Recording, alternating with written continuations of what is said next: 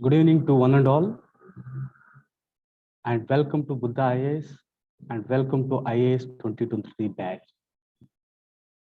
Dear students, having discussed attitude, now we are into the next chapter, that is aptitude and foundational values. We have dealt with aptitude in detail. Now let us understand the foundational values for civil service in detail. I hope you have gone through the syllabus. This is the syllabus which has been mentioned in UPSC, right? Foundational values for civil service: integrity, impartiality, non-partisanship, objectivity, dedication to public service, empathy, tolerance, compassion to weaker sections of the society. You all need to internalize and in fact by heart these 2-3 lines. There is no year in which a question has not come from this topic. Every year you are having a question from this topic. So this is very, very important. Please do internalize the things, right? The source which you have to refer is second ARC 10th report, refurbishing of personal administration, scaling new heights. In that chapter number 16, civil service code, and chapter number 17, civil service law. And also you have to go through the draft public service bill 2007, right?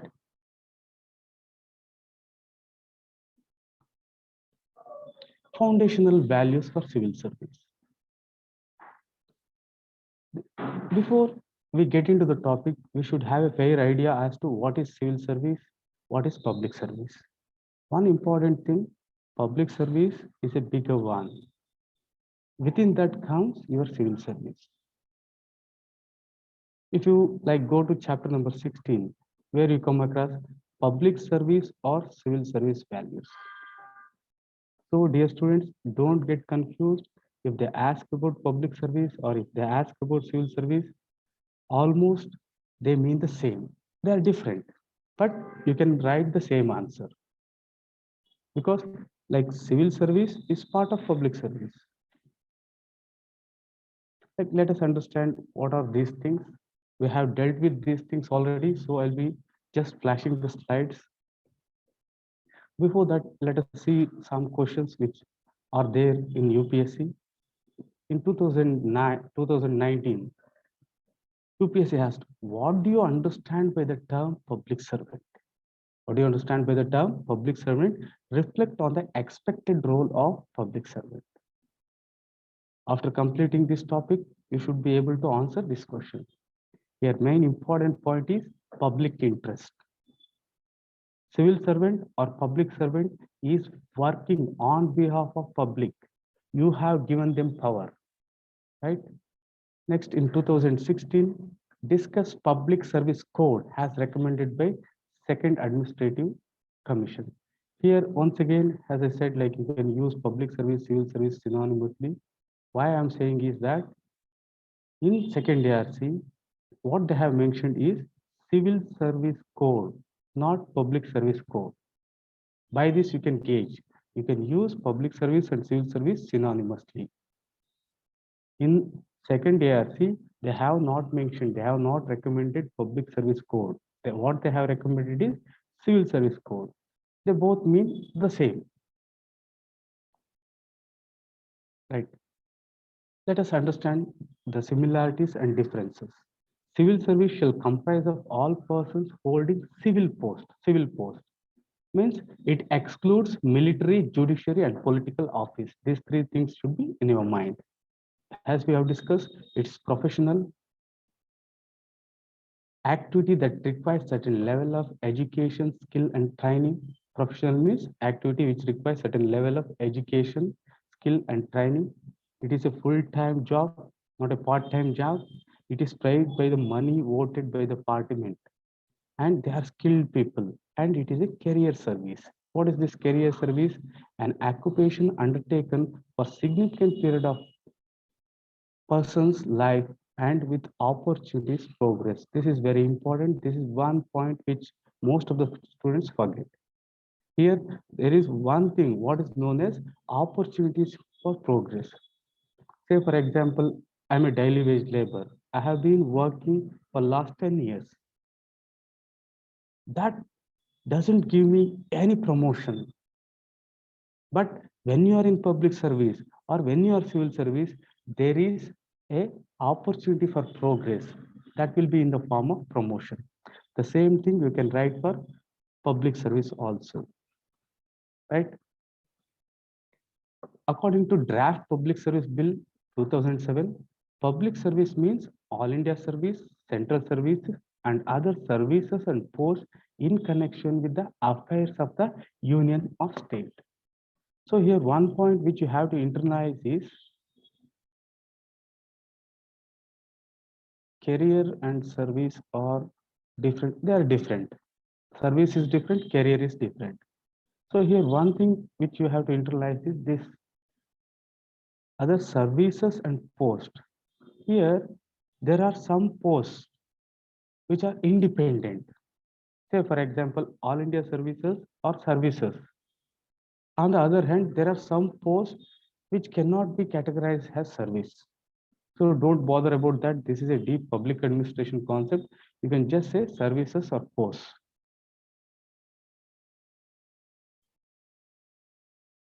The same public service means all paid from the money voted by the parliament provided of a public service. It includes military, judiciary, and political office.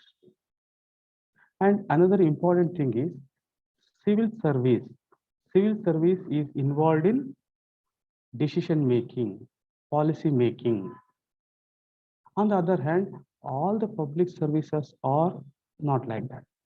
Say, for example, a government nurse, a government school teacher can be considered as a public servant.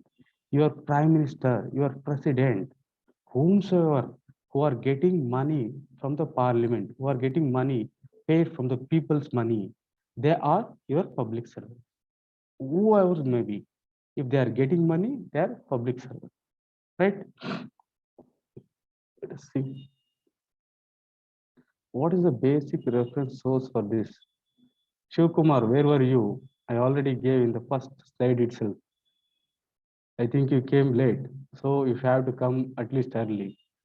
The source is second ARC 10th report, chapter number 16 and 17, right?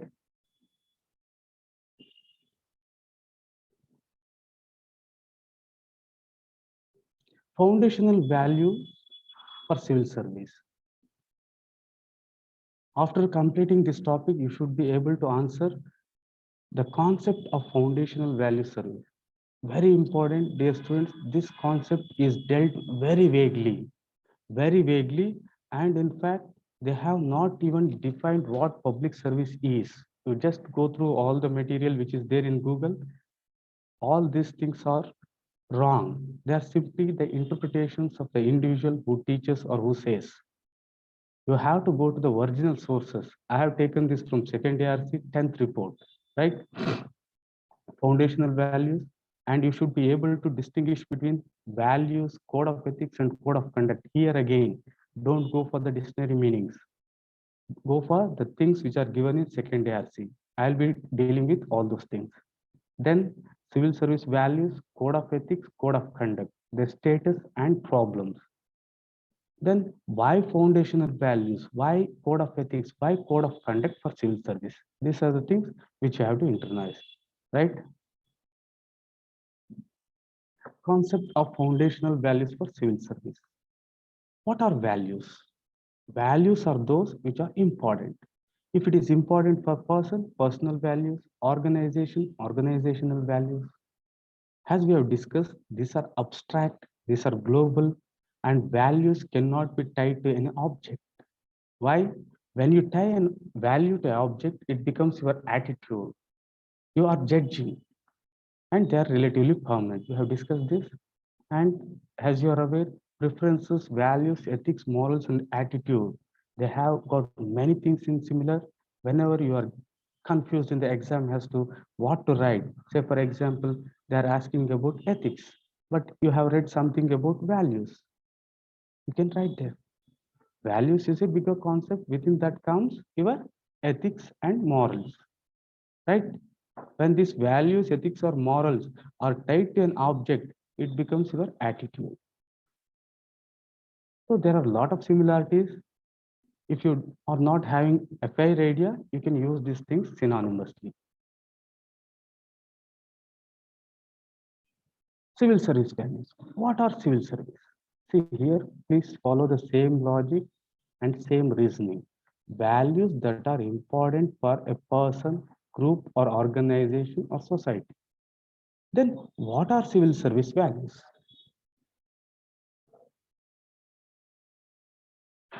What are civil service values?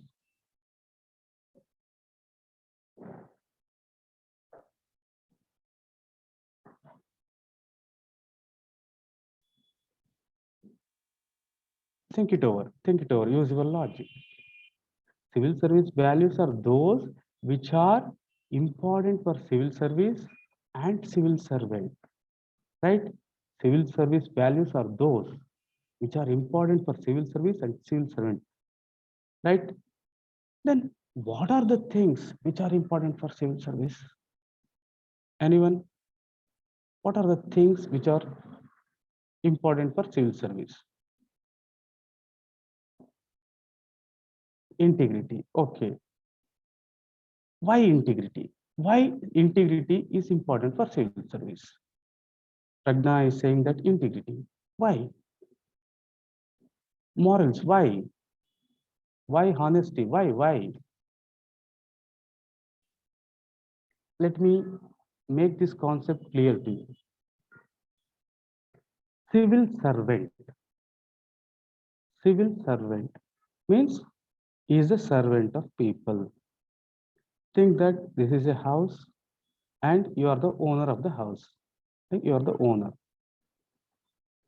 Here is your servant. This person is civil servant. So what is important for your servant when he is working and when he has come to work in your house? What owner expect from him is the thing which is important for him. Agree? Do you agree? For any servant, what owner expect is important for him, right? Do you agree with me?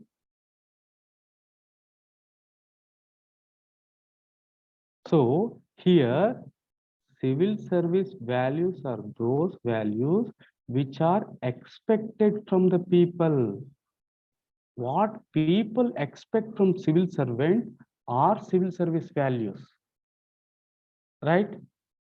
What are civil service values? Civil service values or foundational values are those values which are expected from a civil servant from the people. According to second ARC, this is the thing. Right? Let me elaborate these things. Civil servant, what is important? Here, public interest or the people interest is the most important thing because he is a servant of the people. He is working on behalf of you. You have given him power, right? He is your servant. So, civil service values, according to second ARC, are those which reflect public expectation from a civil servant. This is the most important and the crux. What are foundational values? Foundational values are those values which reflect public expectation from a civil servant. Right? Then, what do you expect from a civil servant? Go ahead. What do you expect from civil servant? All the things which you have mentioned. The thing, honesty, accountability. You are right. But the main basis for accountability, integrity, honesty, all these things is these are the things which people expect, right? These are the things which people expect from a civil servant. Any doubt with respect to this?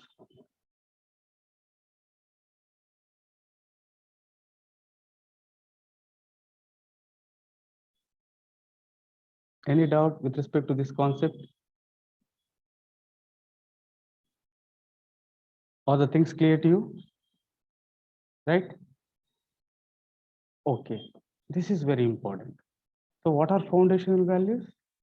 These are the values which public expect from a civil servant. See, these things are given in second ARC, all the things, especially the foundation values which I'm teaching. So I have explicitly mentioned, right? According to second ARC, civil service values are the values. See, I have quoted as it is, the values and ethical standards that a civil servant should imbibe. Civil service values are those which a civil servant has to imbibe, make them internalize, inseparable from him. These values should reflect public expectations from the civil servant. See, why I have highlighted the reflect the public expectation is that you may forget many things, but you have to remember this point. These values should reflect public expectations from civil servant with reference to political impartiality, maintenance of highest ethical standard, accountability for action. This is very, very important. This slide almost can change your perception and your thought with respect to what civil service values are. Very important. I'll read this again. Civil service values, or you can say foundational values for civil service, are the values and ethical standards that a civil servant should imbibe. These values should reflect public expectations from a civil servant with reference to just three things. It is easy to remember. With reference to political impartiality, maintenance of highest ethical standards, and accountability for action. Nothing more than that. If this concept is clear to you, you can answer any question, right? Please just internalize this slide for a while.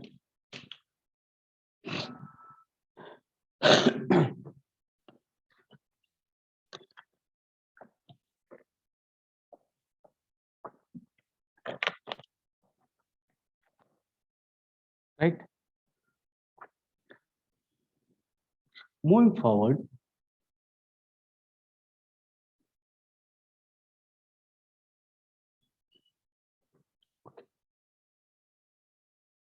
according to second ARC, civil services and civil servants should be guided by the following values. In most of the cases, students are forgetting the first one. Second ARC says that in addition to commitment to the Constitution, you should have the following things. But in most of the books, they almost omit this. They have explicitly mentioned commitment to the in addition to commitment to the Constitution. Means commitment to the Constitution is the basic fundamental thing. Other than that, in addition to that, these are the things. See, these are the recommendations of second ARC. Don't you feel the same thing is reproduced in your syllabus? Let me show you how. So whenever I say the questions are being repeated from second ARC, please go through those things. People like they take with a pinch of salt. Let me show you the reality. See, this is your syllabus as it is.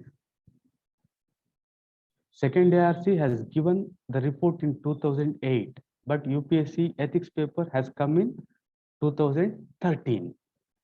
Now just analyze the things. Is there any difference? Just go through. Commitment to the Constitution, everyone is forgetting. Even the UPSC has forgotten this. So among the foundational values, if you are writing just integrity, all these things, you are off right. In addition to commitment to the Constitution, see here, integrity here, impartiality here, objectivity here, dedication to public service, empathy towards weaker section, they have just added tolerance and compassion, right? Now, can you gauge and can you say that UPSC syllabus is taken from second ARC? Because it was way back 5 years before the syllabus was formed. So second ARC is very important. Questions are directly picked from second ARC report. Right? Moving forward, Draft Public Service Bill 2007. What is this Draft Public Service Bill? In 2007 itself, we had a bill with respect to civil service law, with respect to public service law. A bill, public service bill, when passed by both the houses and get the assent of the president, it becomes law. In 2007 itself, a draft bill is being proposed and it is under the consideration of Ministry of Personal and Public Grievances even now. Right? So as of now, we don't have prescribed civil service law. I repeat, as of now, we don't have prescribed civil service or public service law. It is still under the consideration of Ministry of Personal and Public Grievances and Pension. According to Draft Public Service Commission, following are the foundational values. The first one I have shown with respect to second ARC. In the second ARC report itself, they have mentioned and they have given these things. Draft Public Service Bill. When the bill gets passed, it becomes public service law. Second ARC now has recommended civil service bill, or when it gets passed, it becomes civil service law. Are you getting the point? According to Draft Public Service Bill, public service and public servants shall be guided by the following values in discharging their functions. So patriotism is also a foundational value. Upholding national pride, a foundational value, civil service value. Allegiance to the Constitution and the law of the nation. Objectivity, impartiality, honesty, diligence, courtesy, transparency, and maintenance of absolute integrity. Here, please do internalize the things which I have highlighted in red are the things which are not there in your second ARC report, but they also constitute civil service values or public service values, right? Any doubt with respect to these things? I'll explain some of these terms, but as of now, is the concept clear to you? So if anyone asks you, what are civil service values, or name some civil service values or public service values, then you have to write the things given by second ARC and also public service bill, which are under the consideration of Minister of Person, right? Any doubt with respect to these things? Is the things clear? So nothing more than this, right? Shall we move forward? We have to write from both. Yes, you have to write from both, or you just can write according to second ARC and draft public service bill, following are the civil service values, right? Okay, let me repeat the things. Civil service values or public service values are those values which are expected from a civil servant. Sorry, these are the values which are expected to be present in a civil servant by the people. Or to simplify the thing, what people expect from a civil servant, because civil servant, he is a servant of people, right? Are you getting this concept, or the concept is not clear? See, we are people. What people expect from a civil servant, what people expect from a public servant are public service value. What do you expect from an IAS officer? What do you expect from an IPS officer? The same things here, right?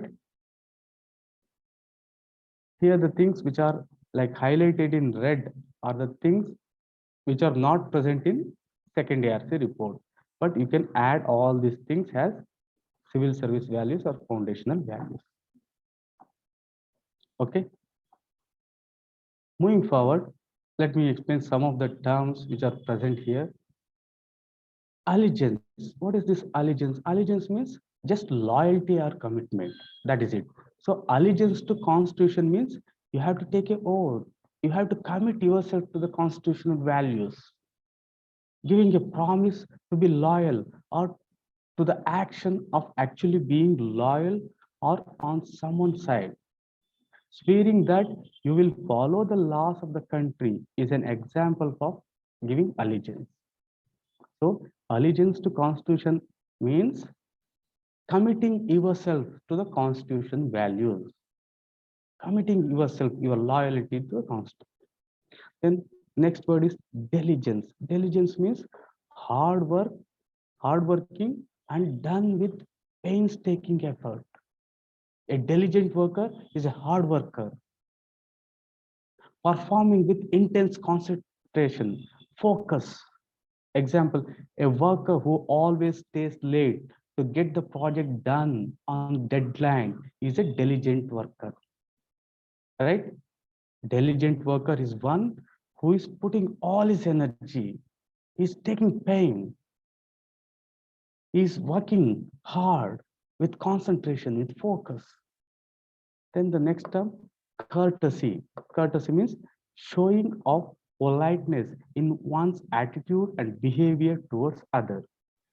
Behavior marked by polished manners or respect for others is courtesy. A public servant, a IAS officer, IPS officer, they have to work with courtesy. Don't you think people expect that civil servants should work with courtesy, diligence, right? Okay. Civil service values, code of ethics, code of conduct.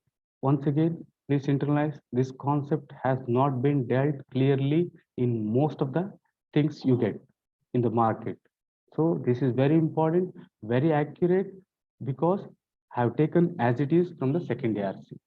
As I have shown you, the syllabus of yours is taken from second ARC report. Foundation values is all encompassing. It's a broader concept, right? Foundation values, very broader concept. Within that comes your code of ethics, right? So all code of ethics are foundational values, right? All code of ethics are foundational values. Within that comes your code of conduct, right? So this is a very, very important concept. Do internalize this.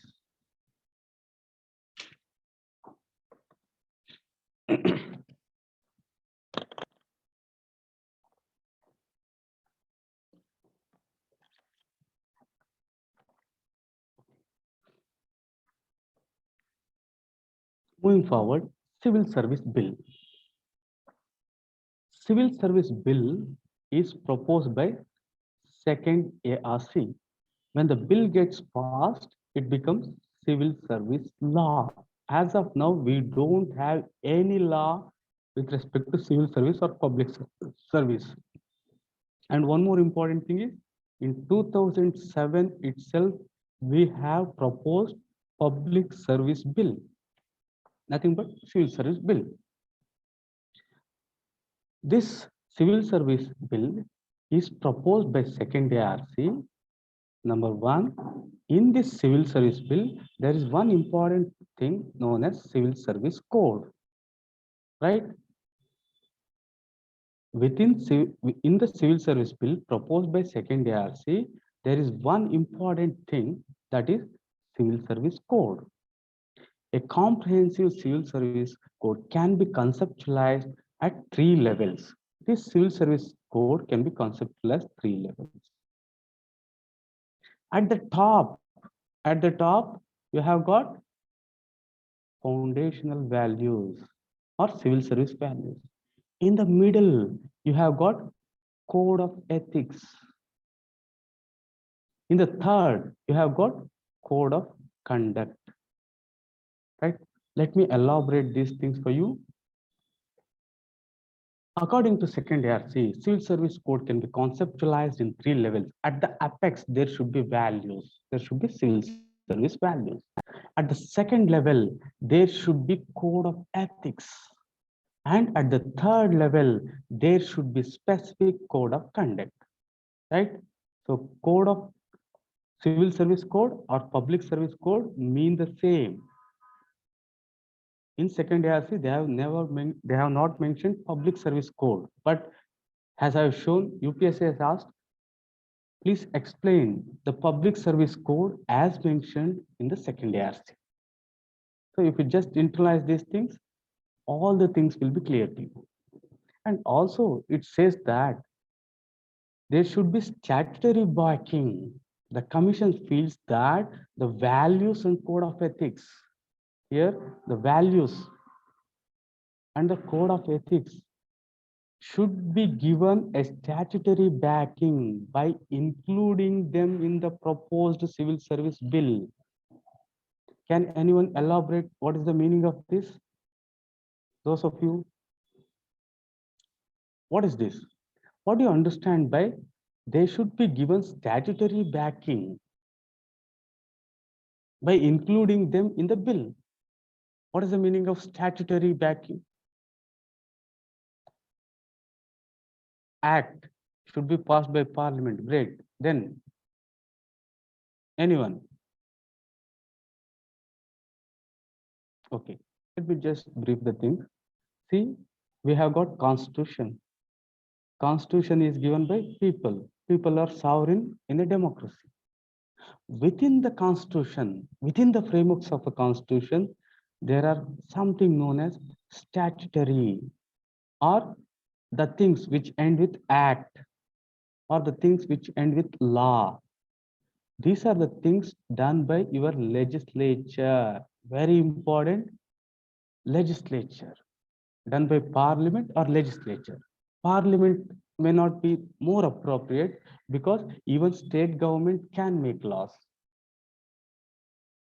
right? So these are known as statutory. Within this comes your rules, regulations, bylaws. These are done by your executive.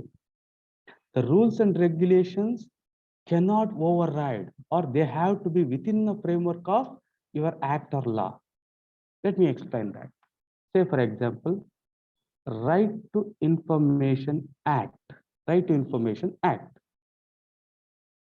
This is done by the legislature. Within this, there will be some things known as Right to Information Rules. To implement this act, your executive will make rules, right? Who will make rules? Rules are made by executive. Laws or acts or statutory things are made by your legislature, right? Is the concept clear?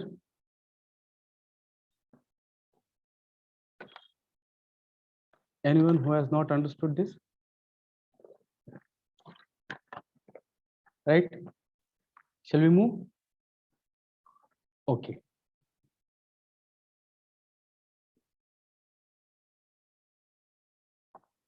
Civil Service Code of Ethics according to second ARC.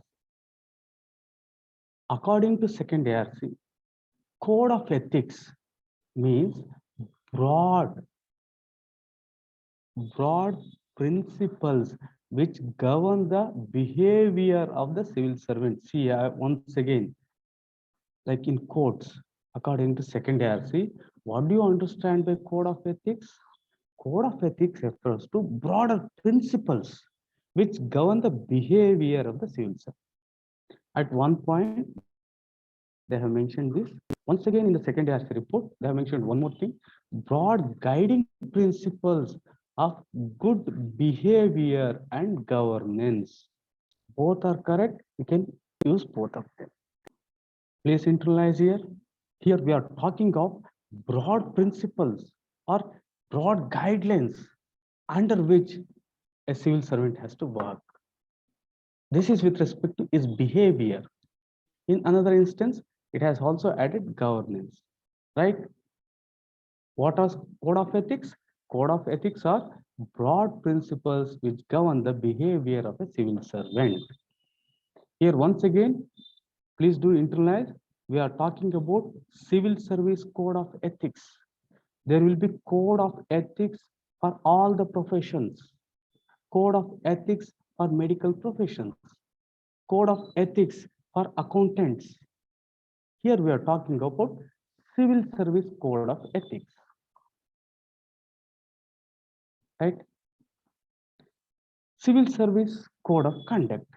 Then in the previous thing, we dealt with the broad principles which govern the behavior of the civil servant. When it comes to code of conduct, it is precise, unambiguous, no ambiguity at all, very clear, acceptable and unacceptable behavior actions. Code of ethics, broad general principles of behavior. Here, precise and unambiguous, acceptable and unacceptable behavior actions.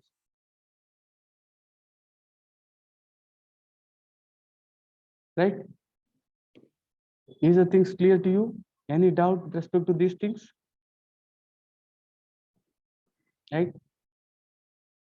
If you have got any doubt, please let me know. I'll be very happy to repeat these things. Is the things clear? Any doubt? Okay, great. Please repeat statutory backing. Okay. Unambiguous. Okay. Okay.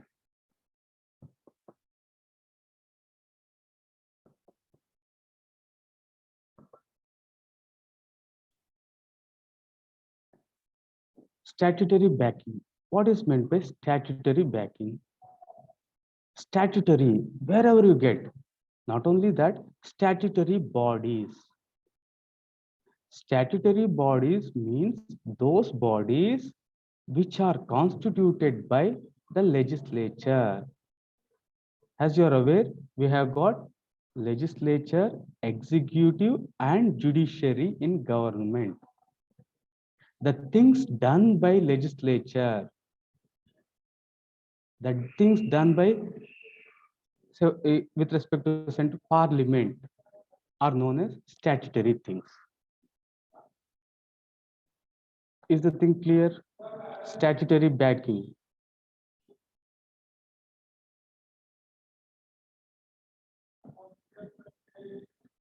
Unambiguous means there should not be any confusion with respect to the things. Precise, unambiguous means there is no no doubt should be there with respect to this. Code of conduct. Code of conduct means precise, unambiguous, clear, exact, acceptable and unacceptable behaviors and actions. Code of ethics are broader principles, general principles.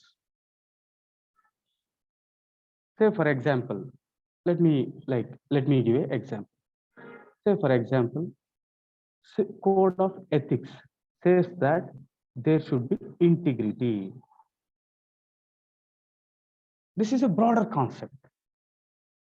But code of conduct says that, for example, all civil servants should not marry more than one spouse. All the civil servants are not supposed to marry more than one, whether it is man or woman. This is precise, unambiguous. Is there any ambiguity? Ambiguity means confusion. Unambiguous means no confusion. A civil servant should not marry one spouse, more than one spouse. Is there any confusion here? On the other hand, integrity is a broader thing, right? Okay. Objectivity. right? So any doubt here? You please, like, say for example, for those of you who are new, like it may take little time, or you may have to read one more time. You please go through that. This concept is very, very important for those of you who are there. You go through, I'll give the slides. If you have got any doubt, please come back again. Tomorrow I will explain these things once again, because these are very important. So this is the one which I have already told. Foundational values, a very broader. Here, what are foundational values? These are what are foundational values? What people expect from a civil servant. What are code of ethics? These are broader principles of good behavior. Or you can add one more, governance. Broader principles. On the other hand, code of ethics, code of conduct means precise things, precise, unambiguous, do's and don'ts. Right? Any doubt with respect to these things? This is the most authentic, the most precise way. Right? If you have got any doubt, please let me know. Okay, we'll move forward. Next, coming to the status. In India, please give due attention. In India, we don't have prescribed. We don't have prescribed foundational values or code of ethics, but we have got prescribed code of conduct. Right? This point should be clear. Is this clear? We don't have prescribed civil service values. We don't have prescribed code of ethics. In any place, there is nothing like this. They have not written those things, but they are implied. They are implied, right?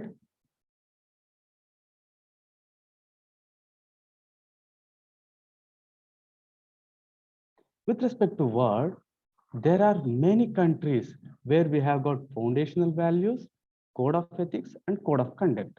But in India, we are not having these two prescribed things, right?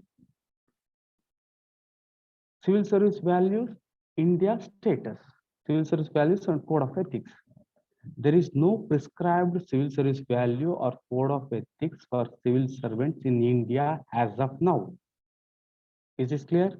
Next, draft public service bill has recommended, has prescribed public service values and code of ethics. As of now, these things are just in the draft form. As a law, as a rule, we don't have. And second ARC has recommended civil service values and code of ethics.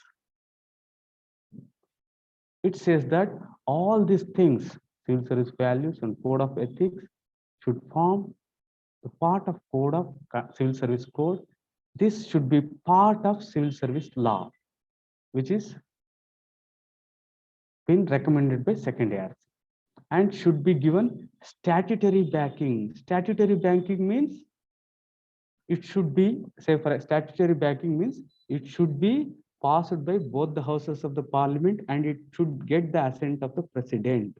Just remember one thing, statutory backing means those things which are done by legislature. Statutory things are not done by your executive, means your prime minister, your chief minister cannot do these things. Only legislature can do these things. Right? Moving forward, for those of you like who are confused with respect to what is constitution, just I said statutory, what is the meaning? So constitution is a broader one. Within that comes law. Laws, acts are called as statutory things. Constitution by people, law by the representatives of the people, that is legislature, and the rules are framed by the executive. So people, this is the legislature, this is by the executive. Executive means Council of Ministers, your PM, your CM, those will be forming rules. So environment rules means these are the rules formed by the executive to execute the law, right? Any doubt with respect to this concept? Right? Shall we move forward? For those of you who are very fresh, this may be little difficult because you don't have fair idea of legislature or executive. So what I request is, please go through our previous videos. You might have got confused or you are not getting the point because you are very new and you have directly come here. Right? We have got one thing in chat. Sir, I did not understand this topic. Okay. Which topic, Krishna Naik? Please let me know. Which topic you did not understand?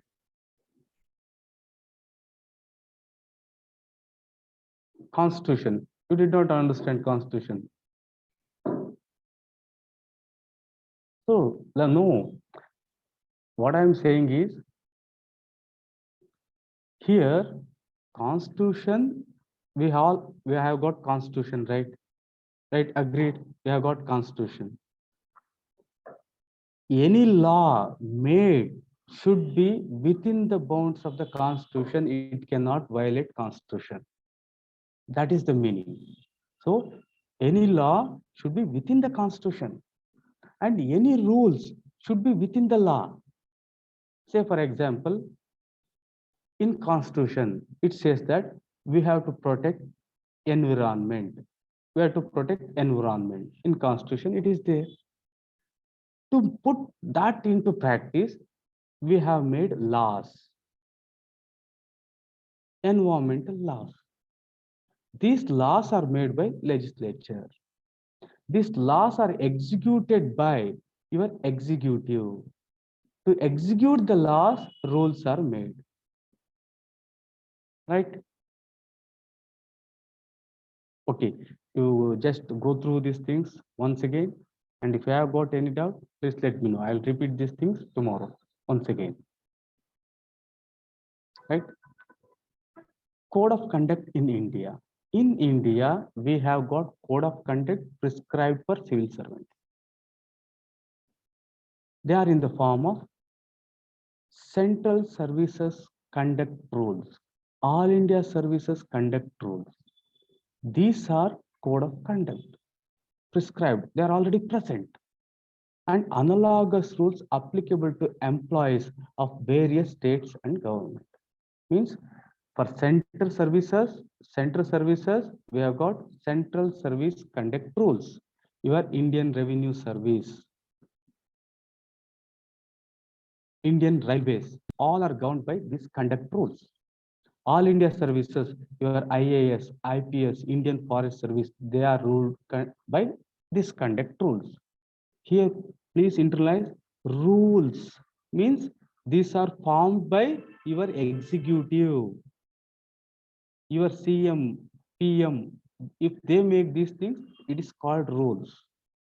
If the same thing, Central Services Conduct Law, then it would have been known as statutory thing, statutory, because it is made by Parliament.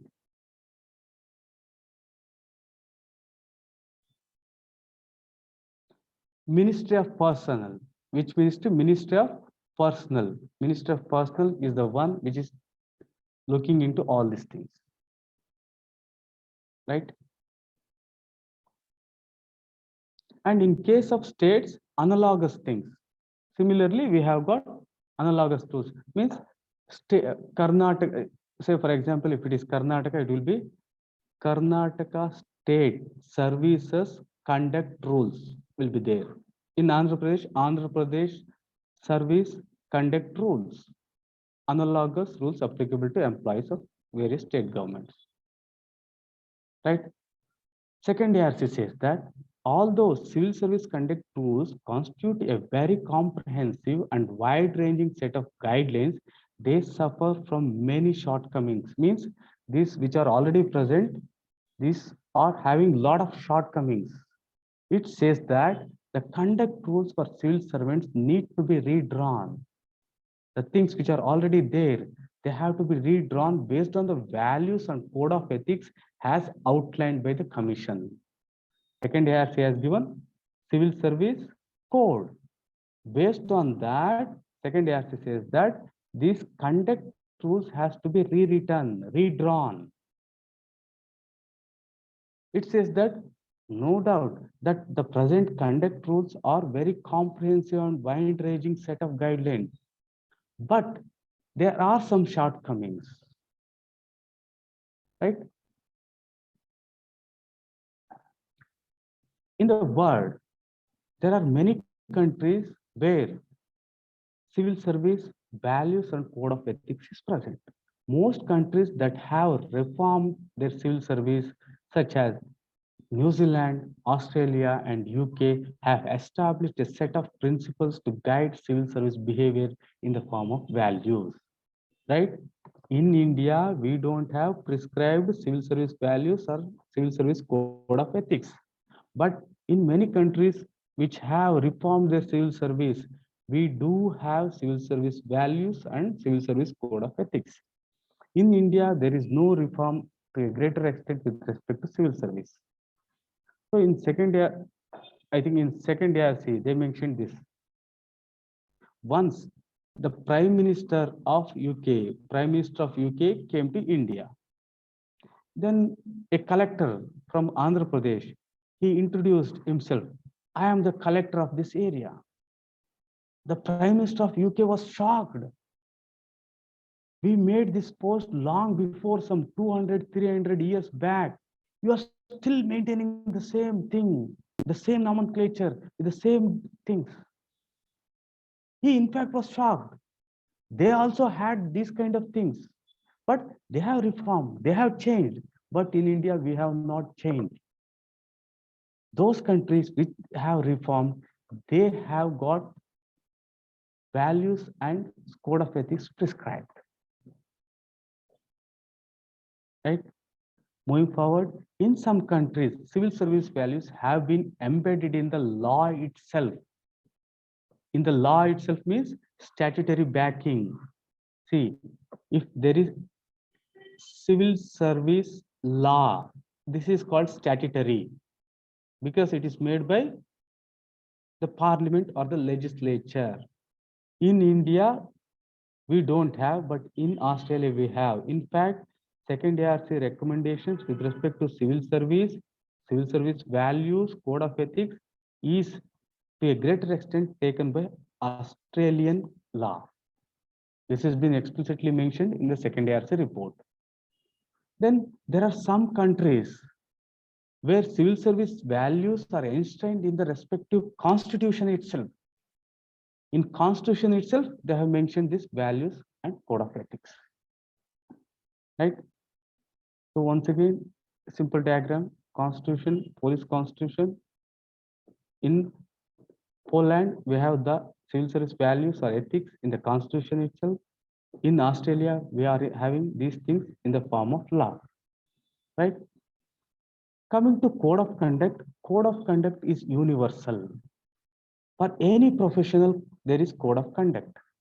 Code of conduct for ministers, code of conduct for doctors, code of conduct for civil servants, code of conduct for accountants. Has to be present for all the professionals, right? So in this regard, we too have code of conduct in India. And in all the professions and all the civil service around the world, it is present, right? So these are some of the questions. Please go through these things and internalize these things and try to write answer for these things. In the next class, I will be answering these questions. What is the need of foundational values and code of ethics for civil service? Then what is the need of code of conduct for civil service? Please internalize here. What is the need of code of conduct? What is the need of new civil service law? Second ARC has proposed new civil service law. What is the need of that law? What is civil service code according to second ARC, right?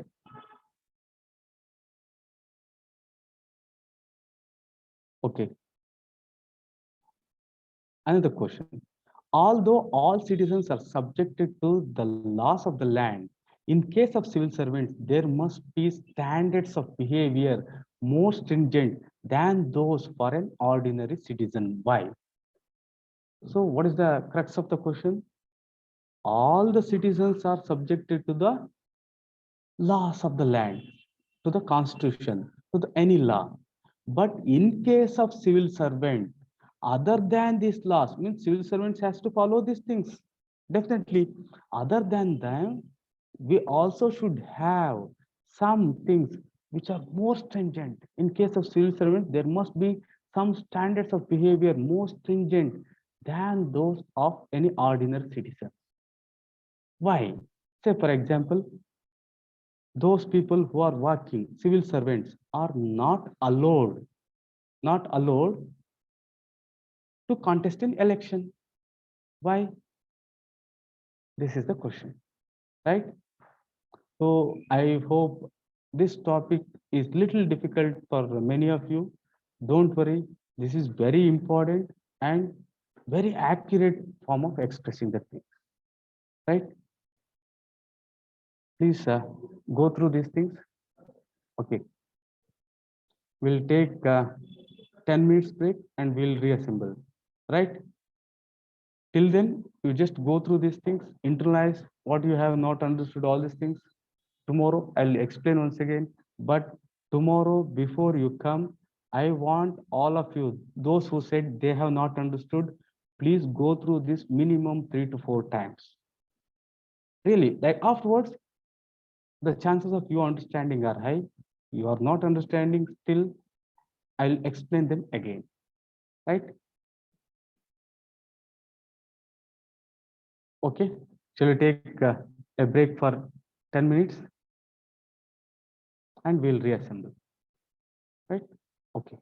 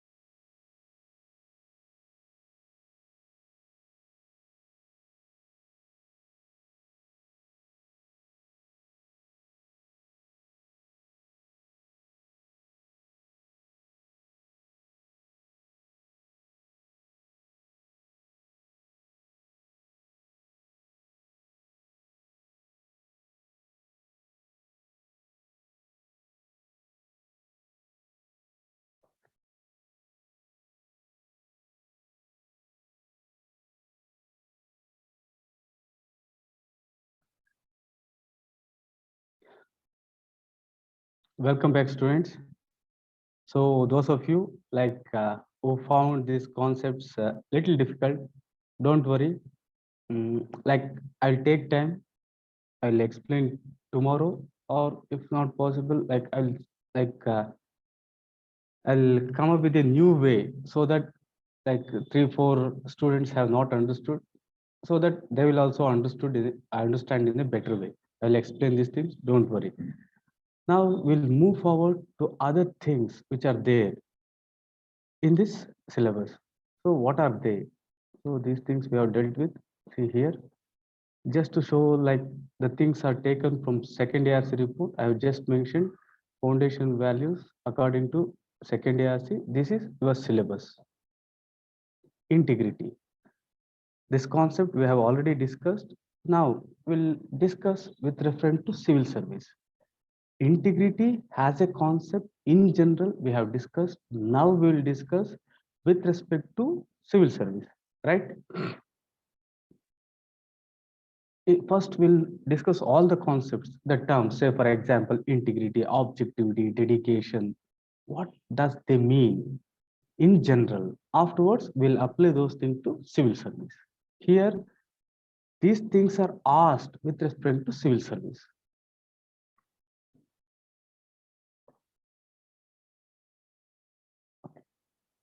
Absolute integrity at all times in your syllabus, integrity.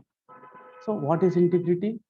As we have discussed, it is ethics in action.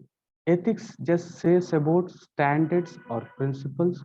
When these things are in action, when you are practicing ethics on a consistent basis, we call that as integrity. Once again, to have a broader thing, see, ethics is a part of values. Values is a broader thing. So consistency in values, ethics, morals is said to be integrity, right? When you are practicing these things on a consistent basis, there is no chance that you will be corrupted. So if you are a person of integrity, if a civil servant is having integrity, then he is uncorruptible. He cannot be corrupted. If you offer crores of rupees or any inducement, right? In general, the term integrity has come from the Latin adjective integer, whole. Integers. What are like integers? Integers, give example for integers. In seaside, you have come across integers. What are integers? These are whole numbers, like 1, 2, 3. These are integers. 1.2, 1.3. These are not called integers. Means integrity means complete or whole. Inner sense of wholeness derived from qualities such as honesty and consistency of character. One word which can express this, walk the talk, means if you have committed to something, you should follow that. Yes, okay, good. Integer Pragna has answered correct. Consistency of actions, values, methods, measures, principles, expectations, and outcomes. If we have all these things, we say that there is integrity. So for those of you like who have not grasped the things and who are new, you can just say integrity is equal to honesty plus adhering to ethical standards and morals plus consistency minus hypocrisy. Hypocrisy means pretend to have some qualities, beliefs, or feelings that they do not really have, right? So in integrity, there is no hypocrisy. There is nothing that you are just showing off, though you don't have them, right? Moving forward, integrity means uncorruptible or complete refusal to be compromised. Very important. These are the words given by UPSC. So according to UPSC, like you can say, where did UPSC say? Very important. In most of the questions, UPSC has given the concepts themselves. You have to internalize those concepts also, which are there in question. Let me show you how. Before, like I will take the question afterwards. Before that, let me just explain integrity according to second ARC. Here, integrity means following ethical standards. Then what is integrity for a civil servant? What is integrity for civil servant? Means if he is guided solely by the public interest in his official decision, this is important. Say if they ask in the examination, what do you understand by integrity in civil service? Invariably, you have to write this. Integrity for civil servant is solely guided by the public interest because he is a servant of people. In public interest, in people interest, he has to take his official decisions. Right? Civil servant should be guided solely by public interest, people's interest in their official decision making, not the individual interest or any vested interest, and not by any financial or other considerations, either in respect of themselves, their families, or friends. Right? Whatever official decision you are taking, this should be based on public interest. So in your case studies, if even if you deviate little from law, if there is public interest, then it can be considered as integrity. Moving forward, in the second ARC report, they also have given integrity according to Nolan Commission. According to Nolan Commission, the same here in a different form. That civil servant should place themselves under, should not place themselves under any obligation to outside individuals or organizations. Let me elaborate this. The holders of public office should not place themselves under any financial or other obligations to outside individuals or organizations that might influence them in the performance of their official duties. What does this mean? Any should not place themselves under any financial or other obligation. What does this mean? Say, for example, you are receiving a gift. Say, for example, a latest iPod or a trip to Europe, or if you are like accepting any money, then what happens? You are under the obligation or you are forced to do whatever they say or to deviate from the public interest. So holders of public office, the civil servant, should not place themselves under any financial or other obligation to outside individuals or organizations that may influence them in the performance of their duties. Right? This is according to Nolan Committee. You should internalize and write this also. If they ask what is integrity for civil servants, these things should be the first thing, not the general things. According to Civil Service Code of UK, see, in India, Civil Service Code is just proposed. Where it is proposed? In Civil Service Law, which is proposed by second ARC. But in UK, we already have a Civil Service Code. There, integrity is putting the obligations of public service above your own personal interest. First importance, primacy should be given to public service, public interest, according to Civil Service Code. If you write this, it is more than sufficient, nothing more than this. If you just write other things with respect to integrity in general, you may not be getting good marks because they are asking for integrity in civil service or public service. So you have to write all the three. So these are the things given by all the three. So integrity in civil service means should be guided by public interest, should not place themselves under any obligation to outside individual organization, putting the obligations of public service above your own personal interest. They all mean one and the same, right? Am I clear to you? Is this clear? Right? Shall we move forward to the next topic? Okay, great. Next, let us take those questions UPSC has given. In 2015, one of the tests of integrity is complete refusal to be compromised. Right? So you have to take this line and you have to put in your answers. See, this is what is there in UPSC question paper setter's mind.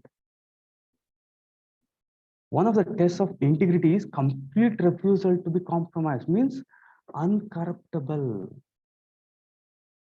Complete refusal to be compromised, even if they induce you, offer you crores of rupees. That is the meaning.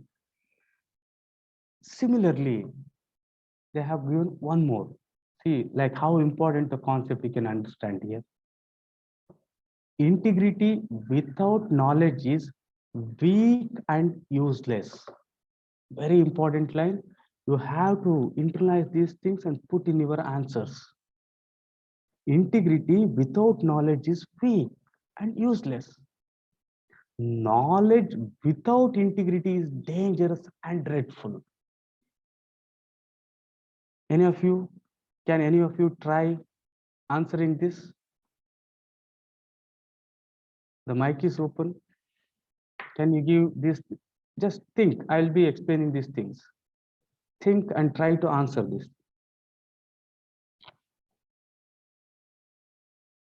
See, these are the things which you have to internalize. In most of the questions, see, they have given the answer itself. These things you have to use in your answers when you write.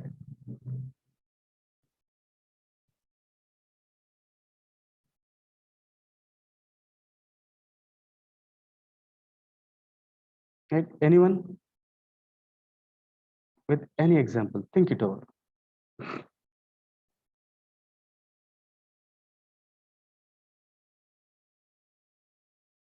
Okay, let me explain the things here. Please give due attention. What is integrity? Integrity means following ethical standards. Following ethical standards without knowledge is weak and useless. Say, for example, you are an IAS officer, you are an IPS officer, you are a doctor. You are a doctor. Having knowledge of everything, we can do anything we want. But if we miss integrity, then we can misuse our knowledge. Okay, example, terrorist. Great, Pragna. Okay. See, integrity means following ethical standards. Here, take for example, IAS, IPS, or doctor. Here, these people think that these people are following ethical standards. Doctor is following ethical standards, but he is not having the knowledge. He is not having the expertise. Then don't you think that will be weak and useless? Do you agree with me or not? Yes or no? Yes, sir. Okay. Similarly, with respect to sorry, the second one, knowledge without integrity is dangerous and dreadful. Here you are having the knowledge, you are a doctor, but you are not following the ethical standards. Here for a doctor, integrity means following the the code of ethics, code of conduct, and the values of medicine profession. What will happen? This person may remove all the parts of your body. Say, if one enters the operation theaters, after coming from operation theaters, they have to check which parts are missing. If the doctors are like that.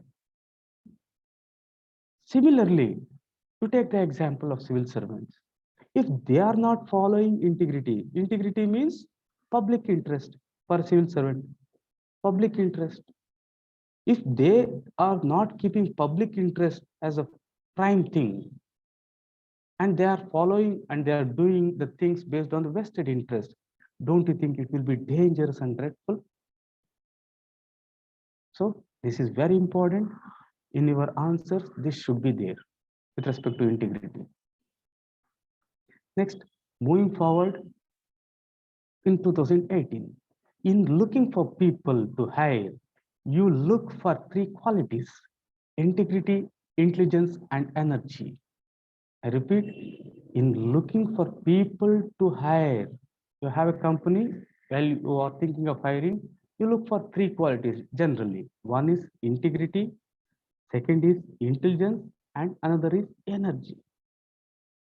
And if they do not have the first one, that is, if they do not have integrity, the other two will kill you. Don't you think it is a repetition of the previous year question? Yes or no? Similar one. See, that is the reason I said in ethics, questions are repeating. All means almost the same. Here, what will happen here? If you are not having integrity, you are having intelligence and energy. They will definitely kill you. The person who is working is not following ethical standards, but he has got intelligence and energy. So, dear students, whenever you are hiring or anyone, even with respect to friendship, when you are making any relation, don't make friendship or don't get into any relation where the people are not having a good character or the things which you don't like. They may be rich, they may be knowledgeable, they may be having everything. If they are not respecting you, if they are not the people of integrity, then please just avoid. Otherwise, these two may kill you. Their knowledge, their prestige, their power, it may kill you. Right? Next, very important. This is one of the things which is given in only second ARC. Second ARC has given one important concept, that is integrity pacts. Integrity pacts.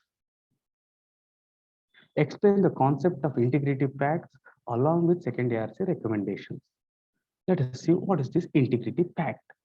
In simple terms, integrity pacts means, say for example, there is a procurement. Here we have got government and here we have got some contractor. In integrity pact, the contractor also pledges that he won't give money, he won't involve himself in unethical behaviors, right? At the same time, government or the departments which are giving contract, they also say that we won't entertain anything unethical. Clear? So there is a pact between the two. That contract will also not involve in unethical things. Government will also not entertain those things. That is the gist.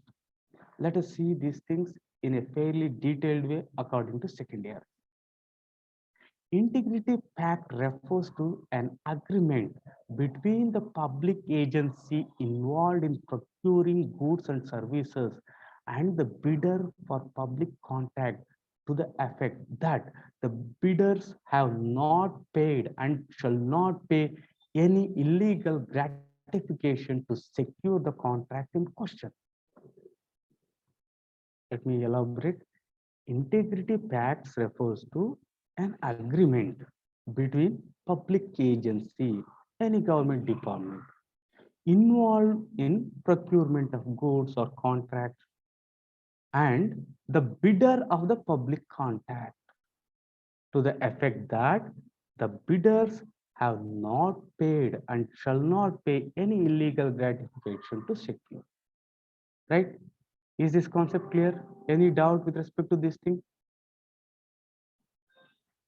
It's integrity pact means it's an agreement between the public agency and the person who is willing to take the contract. Okay, great. Then moving forward, what is the status of integrity pacts in India? According to second ARC report, it is given in the second ARC report itself. ONGC is the first public sector undertaking to have signed MOU with Transparency International India and CVC, Central Vigilance Commissioner, in 2006 with respect to Integrity Pact. It was the first organization which has signed Integrity Pact, means ONGC has signed and it has said that they never involve in any unethical things, right? Second one, in all defense contracts and procurements of more than 300 crores, in all these things, Integrity Pact is must in India as of now. These are very important examples. You have to mention these things in the examination. Second ARC recommended. So here there are some lacunae in getting into Integrity Pact. Why there are some problems? Let us see. First of all, sorry. According to second ARC, what we have to do to make these integrity pacts more effective? The recommendations are: number one, identify the type of transaction requiring integrity pact. All the contracts may not come under the integrity pact, or it is not possible to have integrity pact. So we have to identify first the type of transactions where integrity pact is required and also feasible. Second, to provide for a protocol for entering into integrity pact. Protocol means procedure. We have to provide a procedure for that. Third, if needed, amendment in the existing legal framework to make integrity pact enforceable, like the Indian Contract Act and Prevention of Corruption Act. In India, corruption is prevented by Prevention of Corruption Act, and also we have got Indian Contract Act. So if there is any overlapping, or if there is some things which are coming in the way of integrity pact, there is a need to amend these things, because there are certain things which don't allow integrity pact. There are some elements in this act, so if needed, you have to amend these things, right? So according to second ARC, integrity pacts can be made more effective. Number one, by first identifying the type of transaction requiring integrity pact. Second, we have to give a protocol to entering the integrity pact. Third, if needed, there should be an amendment to the acts, any act, for example, Indian Contract Act or Prevention of Corruption Act. If there is some things which are avoiding in entering the integrity pact, right? So this is about integrity. I have covered integrity exclusively. Nothing more than that is required. And also one of the most accurate thing which I have covered, right? Coming to impartiality and non-partisanship. So here this concept is in general. In fact, explicitly, impartiality and not partisanship, though mentioned, it has been not dealt in the second ARC report. Right? See, this is your UPSC syllabus. Same here. What is impartiality and non-partisanship? Can anyone guess what is the difference? Think. You have to think, otherwise I'll be just saying and you won't remember. What is the difference and what is the similarity between integrity pact, sorry, between impartiality and non-partisanship?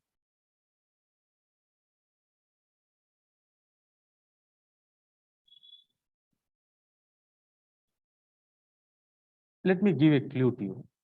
In this, one is a self concept, self, and other is like other's point of view.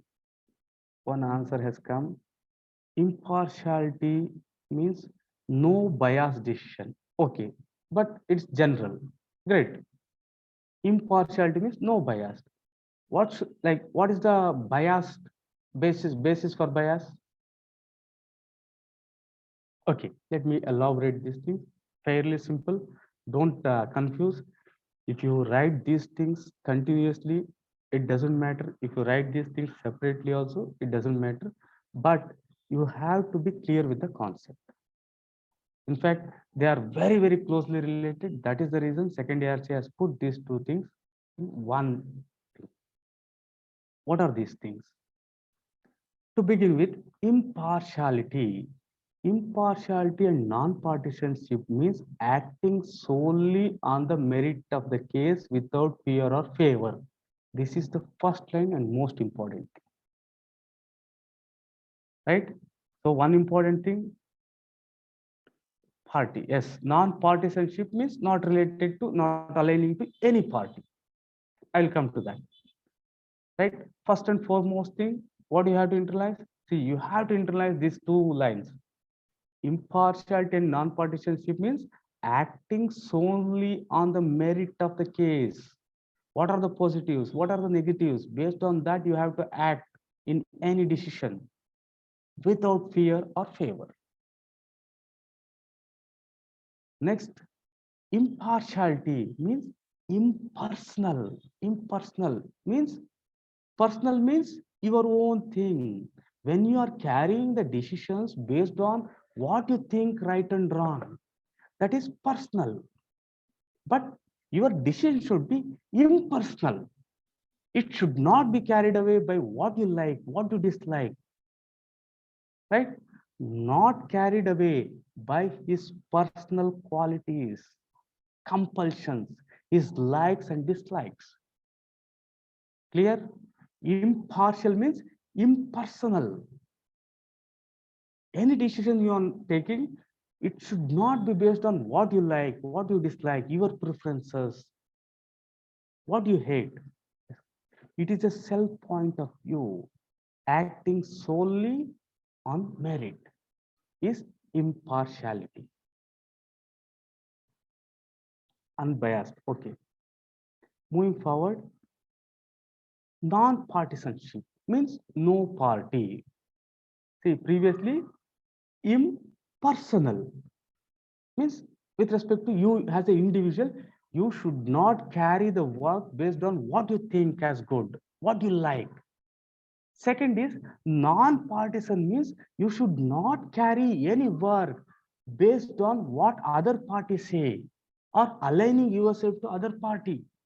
Your action should not be biased based on the things of any party. Here, party doesn't mean only political party. It may be any group, any organization. You should not carry the works on behalf of others, on what they say, on what they like, and etc. Non-partisanship, here party.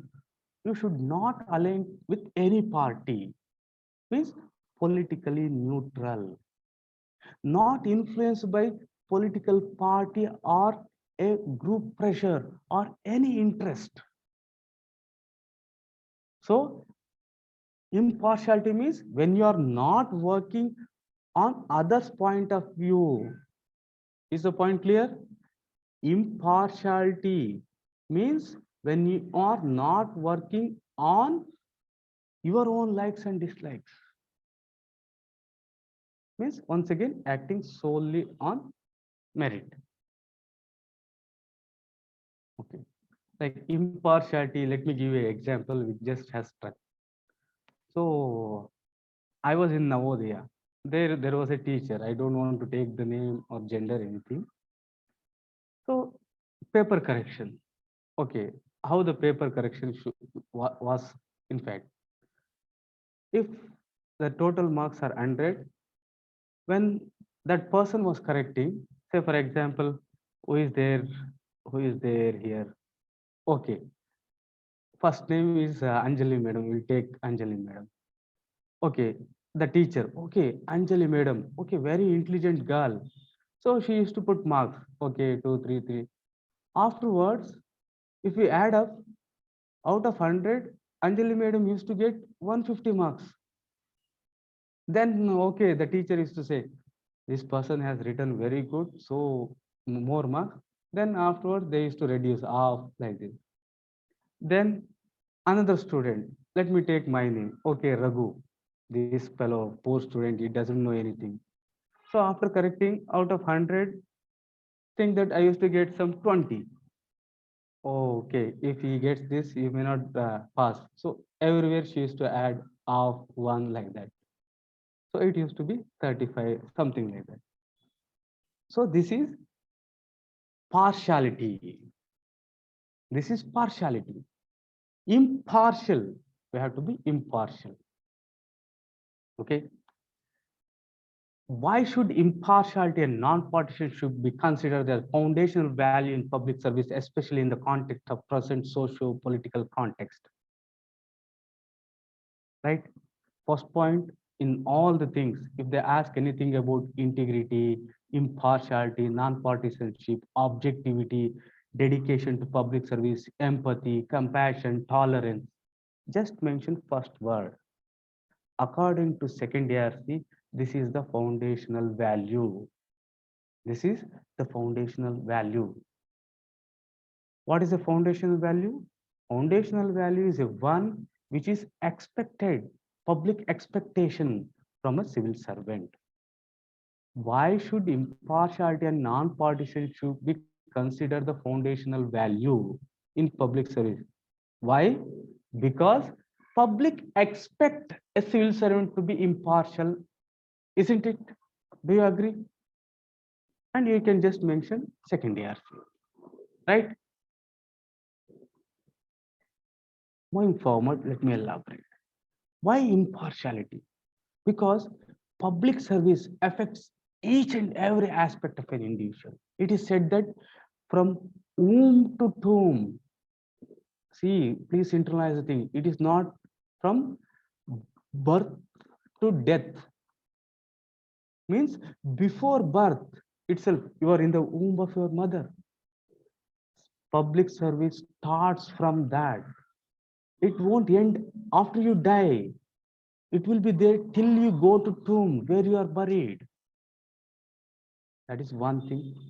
Second thing, political party will be there for only 5 years. Civil servants are permanent. In executive, we have got two types of executive. One is permanent executive and another is political executive. This political executive is your CM, PM and all council of ministers. Your permanent executive is civil servant. Both are executing. Both are executing what? Both are executing the law. Both are executing the constitution. Right? The second thing is vast discretion.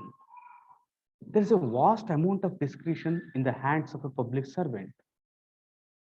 If he is not impartial, if he is not non-partisan, then the things will be very worse. He won't be taking the decision on public interest. When it comes to discretion, say for example, a clerk or a person who collects Bill, do you think he has got more discretion? Or do you think an IAS officer has more discretion? So who is having more discretion, IAS or clerk?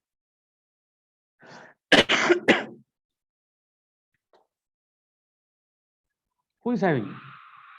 IAS. IAS has having. So this discretion, say for example, clerk, what does he has the discretion? You give the money, he will give the receipt, right? On the other hand, IAS officer things are not like that.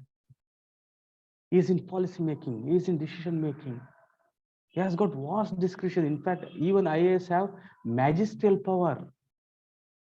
Some of the things which the judges have, if you say, you please arrest this person, you may be arrested. This power is not present even for IPS. IPS cannot arrest anyone, but an IAS can order, right? So, because of these things, impartiality and non-partisanship is very important. Next, should act in accordance with the Constitution, civil service values, code of ethics, and code of conduct. Right? Civil servant is responsible for managing the resources. If he is not impartial and non-partisan, he will misuse the resources. At the end of the day, resources belong to you, the people. He is the provider of the services. He has to provide all the services impartially. Community must be able to trust and have confidence. Say, for example, Ganesha festival. Ganesha festival procession or Hanuman Jayanti procession. These processions are like huge, especially in places like Hyderabad. In Hyderabad, all the Ganapati Vigrahas are immersed in water on the single day. They are huge processions. Say, for example, in those kind of situation, if an IAS officer tells that please don't go in this way in procession, please go in this way, people will respond positively if they believe that he is impartial. It is especially true when it comes to minority community. If that community people believe that he is an impartial person, definitely if they say, okay, if there is any Friday prayer or any procession, please don't take the main road, please take this for many reasons, they will abide by it because community will have trust in them. Sorry, some things, middleman.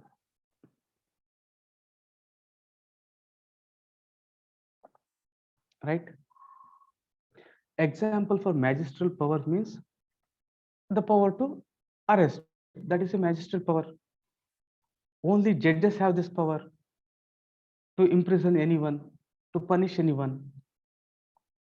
Nobody is having that power. IPS is not having the power to punish anyone.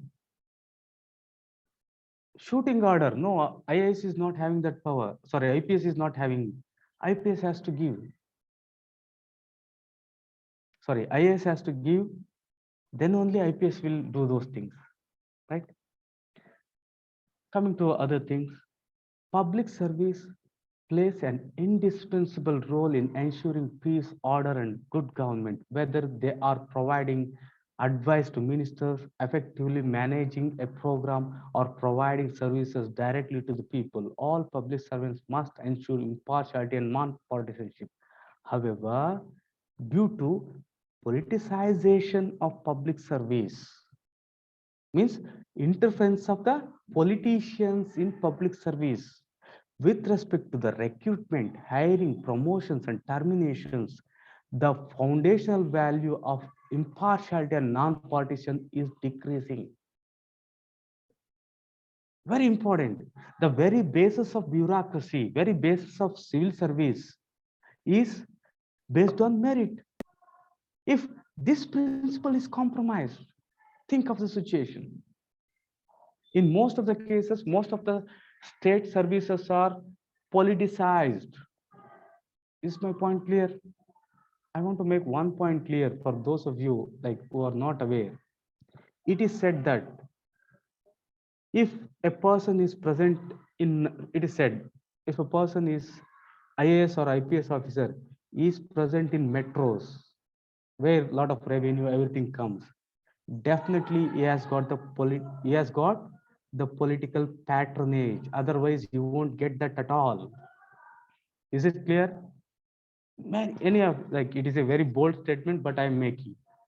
If you are not aligned with any politician or if you don't have any backup, the chances of you getting very good posts are very, very less. In fact, many of my friends, don't want to name, one IAS officer, a friend of mine, was posted to a department where there is no work at all.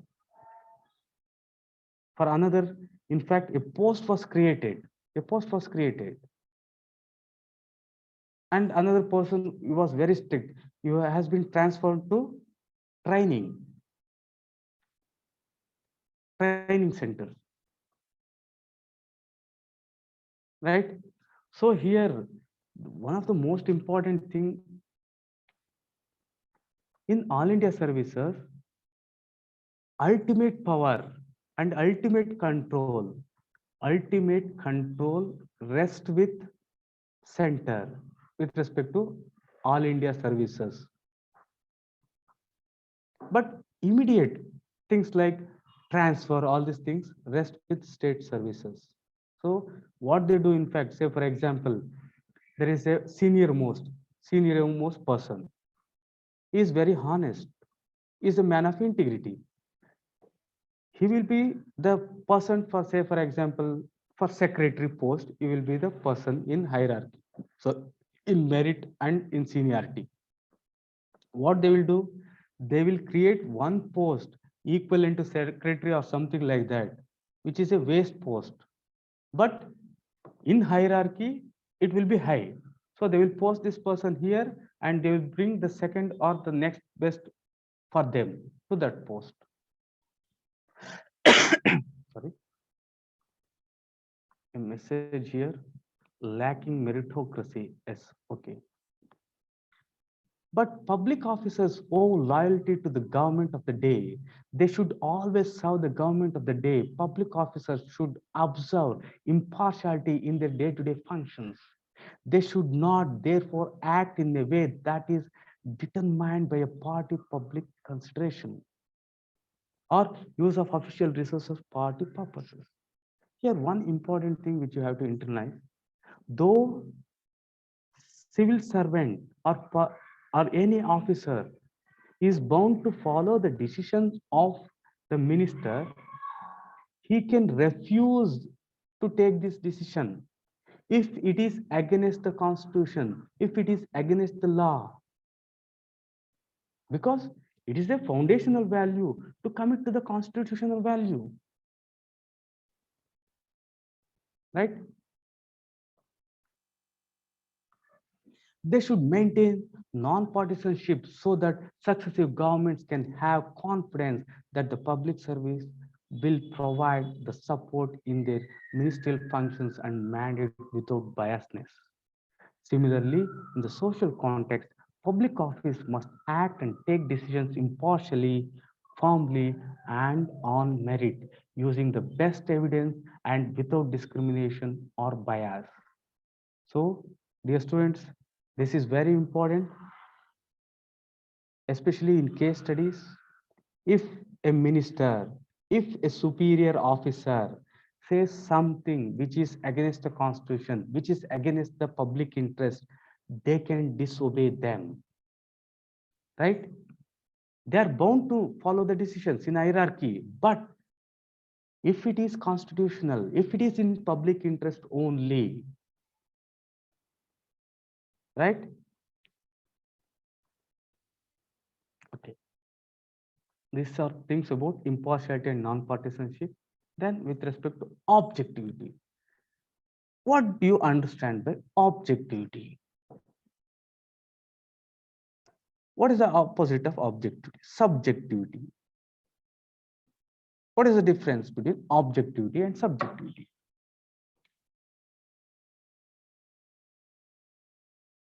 Let me give you an example. Objective type bound by the law, objectivity. Okay, correct, but not exact.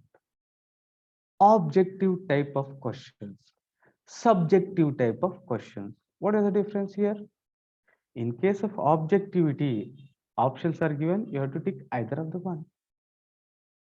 It is not based on the person who is writing the exam, right? In case of subjective type of question, the candidate can write whatever he feels right and wrong, whatever he feels correct. Are you getting the point? The decisions are said to be objective when they are not biased, when they are impartial, when they are non-partisan. Means once again, when you are taking decisions based on the merit of the case, what is the best in the public interest?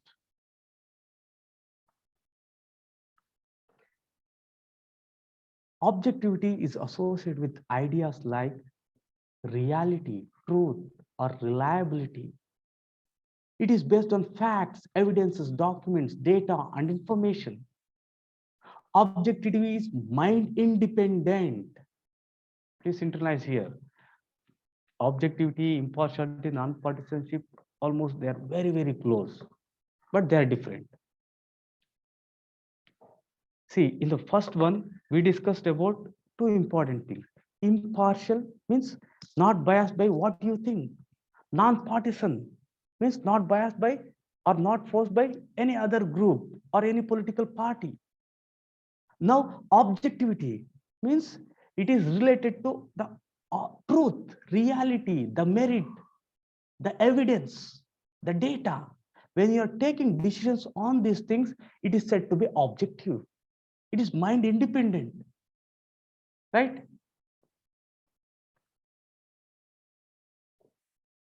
Unbiased view is objective. Okay. Moving forward, in civil service, according to Nolan Committee, objectivity means should make choices on merit. See, this word is important. This you can use for non-partisanship and also objectivity. Basing your advice and decisions on rigorous analysis of the evidence according to Civil Service Code UK. Clear? So when they ask, what do you understand by objectivity in civil service? Invariably, you have to mention these things. Just you write the crux. Somehow you know the crux, but you mention according to second ERC, according to Nolan Committee, according to Civil Service Code. Taking decision, making choices, giving advices based on rigorous analysis of the evidences, based on merit. See, these things are must when it comes to civil service. If they are asking, you cannot write general things here, right? Moving forward, why objectivity? What is the need of objectivity? Objectivity increases transparency. When the things are based on fact, when the things are based on evidences, rigorous analysis, it increases transparency invariably. It avoids conflicts. Example, reward. Say, for example, you are giving some prize or some medal. In that, if your selection is based on objective criteria, means based on fact, based on evidence, based on merit, it avoids conflict. When you are taking all the decision objectively, employees will also be happy. It will be fair to all, right?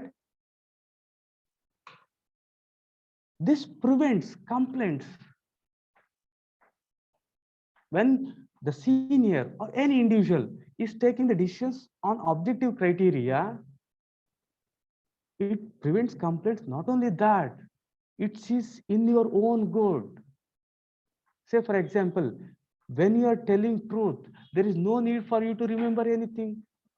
Similarly, when you are taking the decisions objectively, based on facts, based on evidence, there is nothing to fear. Because of this, it increases your confidence. If your decisions are not based on objective criteria, then your confidence decreases. Why? Because they are not in accordance with the things what you are expected to do in civil service. Right? What is objectivity? Basing your decisions, acts, everything based on some facts, analysis, logic, reason, based on the merit of the case. Okay, that is about objectivity. So any doubt with respect to objectivity? Right? You go through this. These are very important. You won't get this accurate information anywhere. Here, like I have given all the things which are present in second ARC in one place. Say, for example, second ARC, Nolan Committee, and UK Code of Ethics of UK. All these things are present. Right? Now, dedication to public service. What do you understand by dedication? He is dedicated to a work. What does this mean? When I say a public servant is dedicated, what does this mean? Then next question is, what is the need of public service? Dedication in public service. We have got to answer doing things on time. Commitment, okay, not doing things on time. You're near pragna, but not exact. Dedication.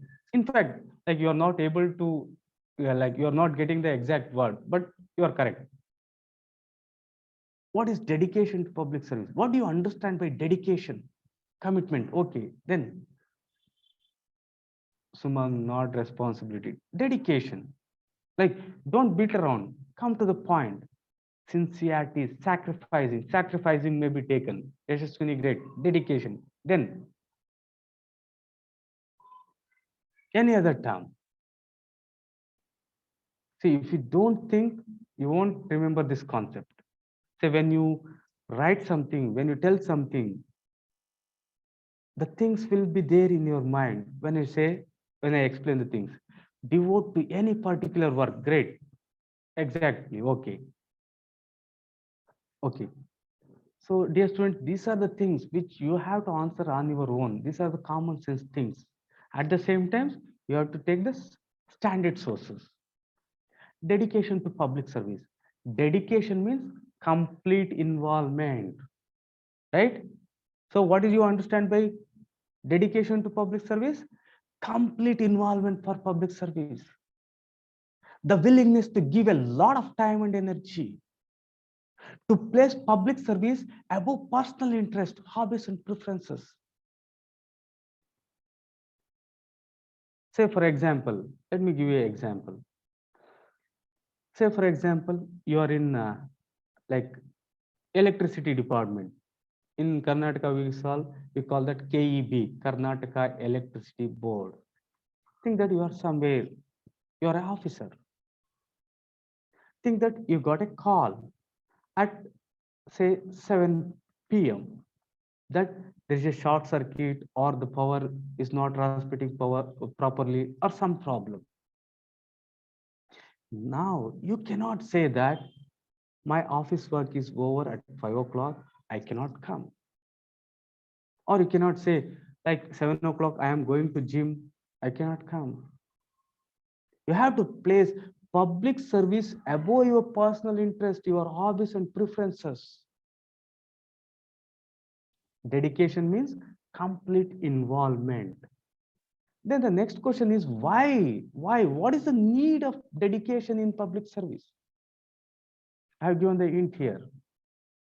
What is the need of dedication? These are very demanding things. Public service is a very demanding task. Say, for example, natural calamity. Can an individual work properly without dedication, without commitment? Emergency services, law and order problem, mega religious festivals. Say, for example, Kumbh Mela, lakhs of people come. Take the present, like till recently, the present situation, the corona pandemic.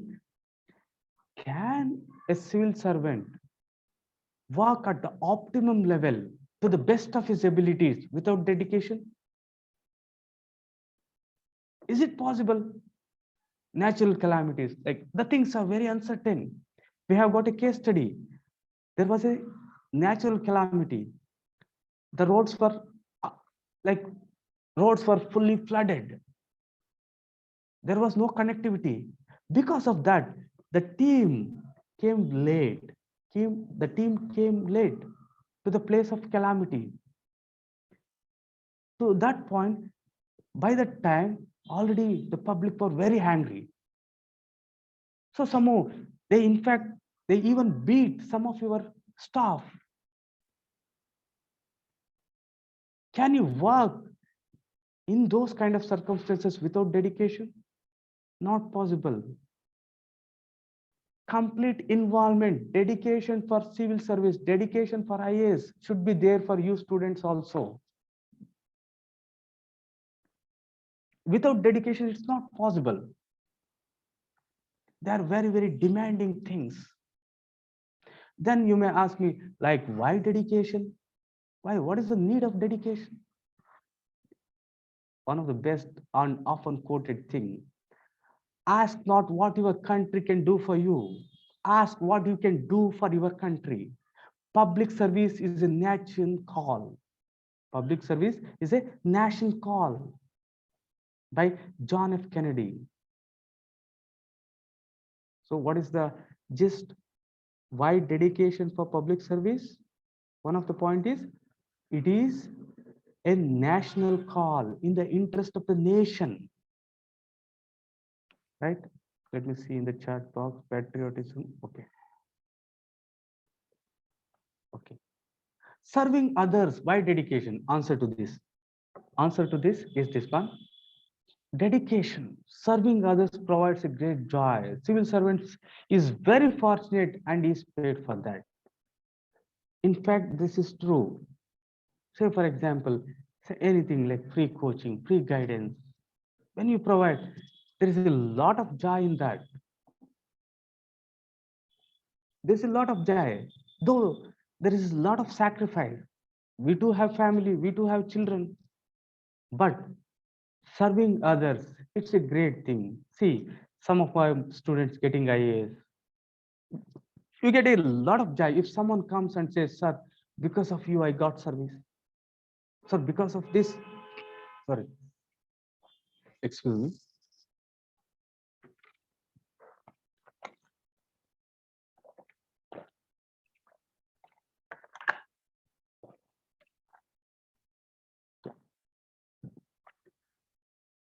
If someone says, sir, because of you I understood this concept very good, it provides a great joy. It takes time, but serving others, helping others, it provides a great joy. And one of the advantage for you all, civil servants are fortunate that you are serving, can that get the joy. At the same time, you are paid for that, right? Next, sorry. How can I develop dedication to public service? See, this is very important. These kind of questions you have to internalize, not just the concept. How can I develop dedication to public service? The first and foremost thing is the spirit of service and sacrifice is an essential ingredient. Until and unless you have the spirit of giving service, sacrifice, dedication is not possible. Can you dedicate for civil service without the spirit of sacrifice? No, you have to sacrifice many things. But if you enjoy the process, it's a different thing. Think you are reading 5 hours, 6 hours, 10 hours. You are feeling very happy. Then what you will do? You'll put 1 more hour extra. Without the spirit of service, without the spirit of sacrifice, dedication to public service is not at all possible. Public officials should feel that they are working for the nation cause. It's your duty. It's the duty of a person who is in public service. And also, here, you have to be empathetic. Then only you can dedicate to public service. Why empathetic? What is empathy? I'll explain. Before that, empathy means putting yourself in other shoes, looking the world from others' lens, others' point of view. Without empathy, dedication to public service is very difficult, right? So these are some of the things with respect to dedication to public service.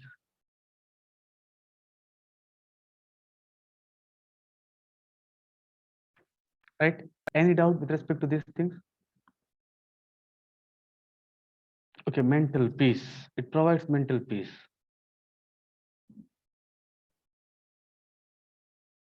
Right? If you have got any doubt, please let me know. And with respect to the concepts of civil service values, foundation values, code of ethics, code of conduct, don't worry, I'll explain again. I'll try, I'll take time and I'll simplify so that you understand better. If possible, tomorrow or after next week.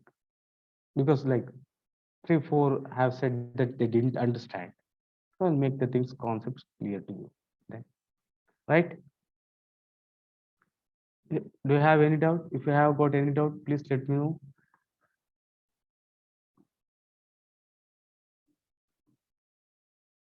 Right? Okay. Okay. If you don't have any doubt, like let me wind up the session here. How could anyone develop more dedication towards civil service or any service? The same thing. First of all, there should be something like spirit of service should be there. Sacrifice should be there. If that is not there, dedication to civil service is not possible. Right? Okay, having said this, let me wind up the session. Have a great day. Thank you one and all for attending the class. Enjoy your preparation. Think, feel, and act as a civil servant. Right? Have a great life. Enjoy your preparation. I often say you have to enjoy. Whenever you are going for reading, you should feel very happy. Intentionally, you start feeling happy. Don't get bored. Go to your table with joy, like as though you are going to meet someone very important, something very joyful. Think that this is a party. Until and unless you are not addicted to reading, until and unless you are not dedicated, until and unless you are not enjoying preparation, it is very difficult to crack this examination. Right? Enjoy your preparation. Have a happy life, great life. Take care. Thank you.